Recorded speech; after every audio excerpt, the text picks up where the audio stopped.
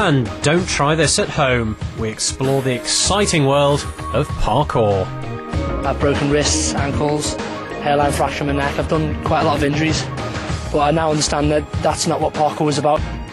With 3 surprising stories from where you live, I'm Jamie Coulson, and this is Inside Out.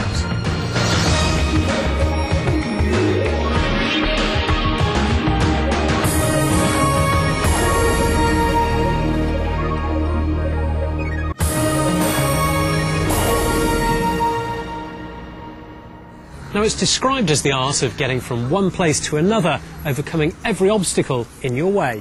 You can do it in cities or the countryside, but you have to be fit, as I found out when I entered the world of parkour.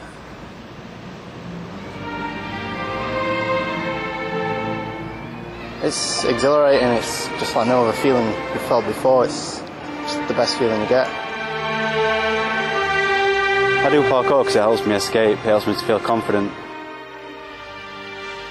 That moment when you're in the air, it just feels like you're flying. You get this massive adrenaline rush and you just feel great, like you can do anything.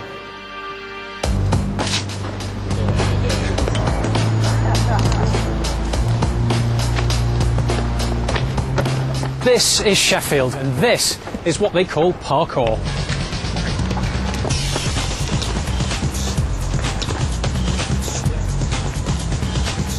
The aim of parkour is to get from point A to point B in the most direct and efficient way, overcoming every obstacle in your path. It originated in France, and while the name itself is made up, it's similar to the French word for crossing. Parkour has similarities to free running, but those who take part say it's less about showing off and more of a discipline.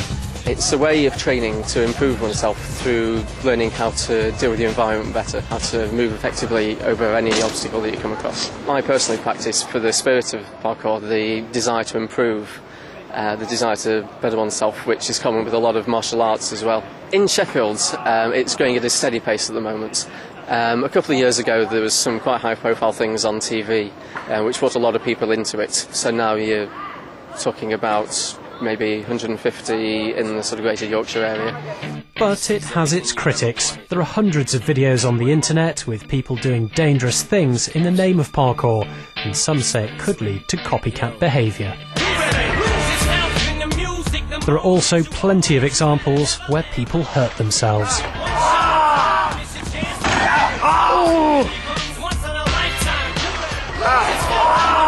One of the criticisms people lay at parkour is that people see it on the internet and it looks dangerous and then you get copycat behaviour.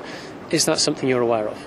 Yeah, I mean, there's definitely an issue with people trying to practice it either unsupervised or when they've got very little idea of what it is they need to be doing and how they need to approach it. That's partly why I'm continuing to work with organisations to help educate people, is to try and prevent people from going out and practising this sort of thing without having all the knowledge they need to do that. Because, yes, if you do that, it can be very, very dangerous, and it's definitely a concern. Regular training sessions now take place in Sheffield, but sometimes the best place to practice parkour is not in the city. This is Padley Gorge in the Peak District, and the location for one of the biggest parkour events in the country. Over 100 people from across Europe have come to the gathering, swapping the walls and rails of the city for the trees and rocks of the countryside. The 4 days of rural training have been organised by Jason Matten. There's just lots and lots of things to climb, run, jump, and everywhere you look people are moving, which with the numbers that we have is fairly impossible to do in the city without getting kicked off from one spot to another, because it's deemed as antisocial or sort of vandalism, but it's just not. So this natural environment has got exactly what we need.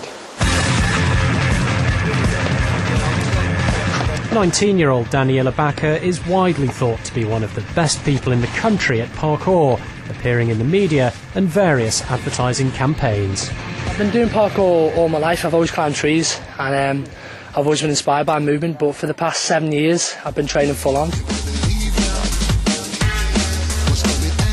In his showreel, which can be seen on the internet, he carries out a number of extraordinary moves at high speed, performing parkour at its outer limits.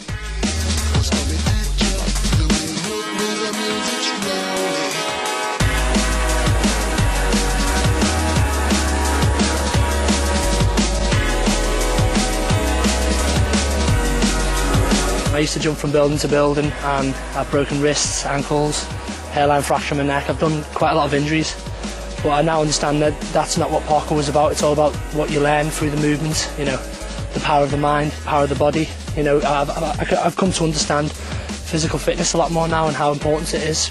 You're obviously very good at parkour. Is there ever the worry that people will watch you and try and go and do what you can do when they're not capable of it? Yeah, there is the worry. That's why we have the trace gathering, because we want to be able to show kids the true meaning of what parkour is, that we're not just guys jumping across from building to building, that it's actually a discipline behind it, that we're trying to, you know, find more about life, trying to adventure through life, trying to see what life has to offer.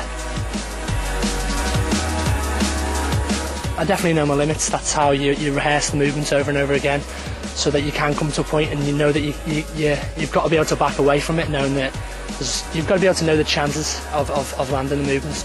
Despite the inherent risks of jumping from one solid object to another across seemingly impossible gaps, those who take part claim it's no worse than any other sport. Everything's calculated. We're not daredevils. We don't take big risks. What we do, because we practice every day, it becomes so natural that it is similar to walking with us. It's inevitable. You all get cuts and scratches and everything like that, but bumps and scrapes isn't a major worry. I am worried about getting injured, because then that would mean I wouldn't be able to carry on, and this is my love, so I don't know what I'd do without it.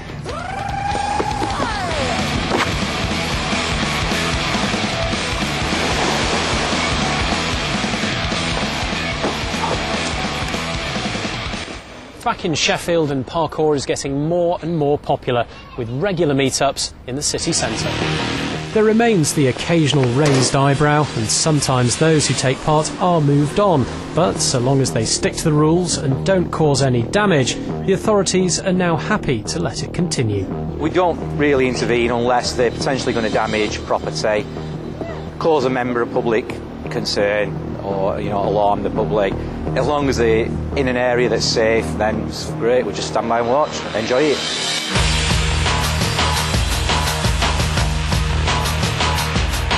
Ideally, we'd like to increase the general level of understanding in the public. We'd also like to try and work with other organisations, other national groups, groups like Sport England, to try and get proper structured standards for coaching and for practising. What started out as an underground activity is now striving for mainstream recognition and a greater understanding. It's not for everyone, but parkour is here to stay, with Sheffield and the Peak District among its favourite playgrounds. That's all from here in Grimsby. Make sure you join us for next week's Inside Out.